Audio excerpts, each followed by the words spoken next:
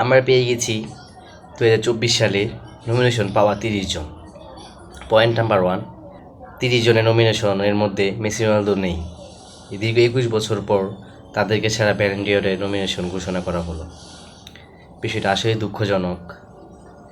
Point number 2, Real মাদ্রিদের 7 তারকা এবার নমিনেশন পেয়েছে ব্যালন ডি'অরের।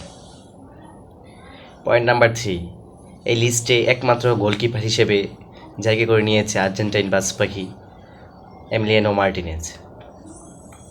পয়েন্ট নাম্বার 4, যদিও রিয়াল মাদ্রিদের 7 জন প্লেয়ার ব্যালন ডি'অরের র্যাঙ্কিংয়ে জায়গা পেয়েছে, বাট তাদের তরুণ ফুটবলার স্টার রদ্রিগো জায়গা করে নিতে পারে নাই। আর আপনি যদি আমার চ্যানেলে নতুন হয়ে থাকেন, অবশ্যই ভিডিও ভালো লাগলে সাবস্ক্রাইব করে যাবেন। ধন্যবাদ। তো আপনার মতামত জানিয়ে দিন, কার হাতে উঠবে এইবারের Ballon d'Or? Vinicius junior, Jude Bellingham, Rodri, নাকি আর্জেন্টাইন লাউতারো মার্টিনেজ?